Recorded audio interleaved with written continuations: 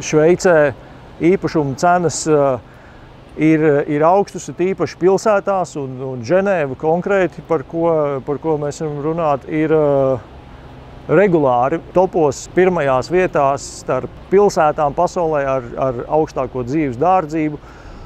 Un daļu no tā, protams, sastāda arī izmaksas par dzīvesvietu.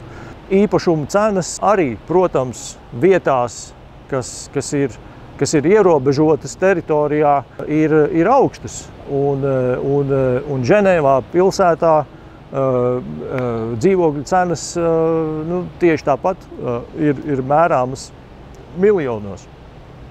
Un tāpēc nav arī tik liela sabiedrības daļa, kas var atļauties nopirkt.